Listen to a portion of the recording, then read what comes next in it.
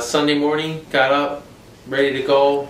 Basically, it was my first time out this season, so I was all excited, all pumped up.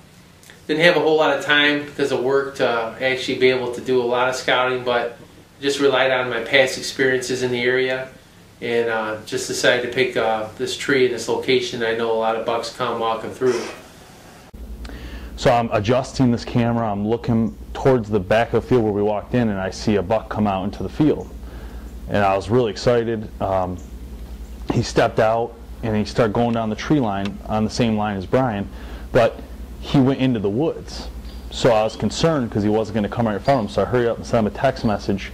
And that's been how we've been communicating this year everywhere we've been so far, is through text messaging, which has actually been extremely helpful. It's very quiet and efficient. Anyhow, the deer comes up the side. I alert him, so he's on the lookout for this deer.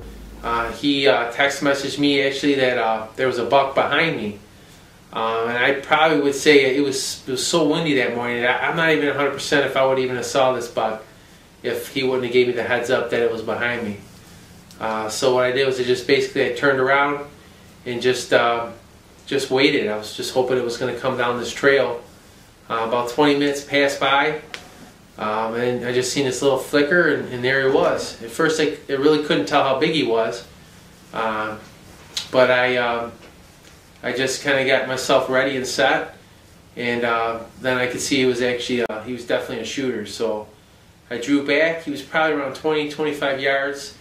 It was pretty brushy, but I had a good window that I felt that I could shoot through. So I ended up releasing an arrow, and actually on the first shot, and I say first shot because my arrow got deflected, and it just got ricocheted, and then it obviously didn't hit the deer. So actually on film, when you see the deer jump out from the edge, that's because it jumped out of the edge after my first shot. But for some reason, it just didn't. There was a doe in the field, I know. So I don't know if once it jumped out of the edge, it just fixated on her, but it didn't take off totally. So I was lucky enough to set up for a second shot.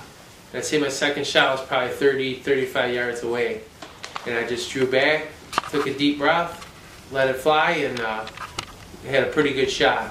The deer took off running, and we did pretty much what, I have a rule: you got at least wait an hour, 2 hours. Let the animal do its thing, do its course. You don't want to push it. And that's what we did. We hunted for probably another hour. I think we seen another buck come through, but didn't have a chance at it. So we climbed down, got all our stuff together, and we decided, hey, let's bring our tree stands back to the van, back to the truck, and we'll unload a little bit, then we'll walk back out there and try to find it.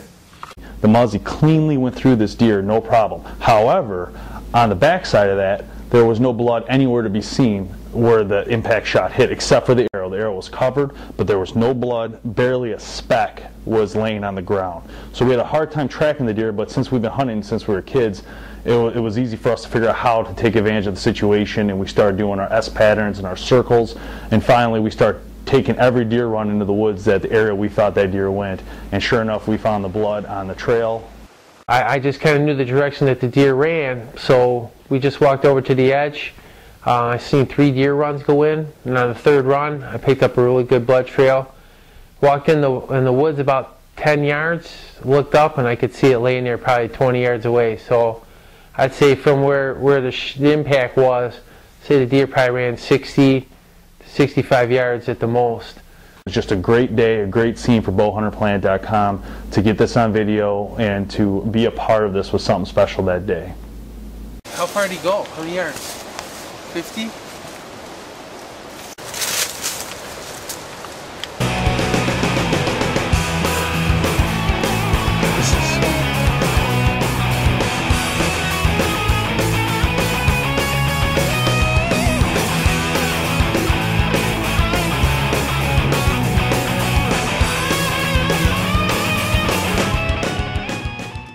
On this one I used the Matthews Switchback XT. I just rubbed her off. I wasn't going to do it, then I like that. Jesus. No, I get it. I get it. Yeah, I get it. On this one I used the Matthews X-Back. Alright, I got it. Oh, this is it. I'm done. On this hunt, I used the Matthews Switchback XT, the Carbon Express arrows. I think 69. I think 70. One more time.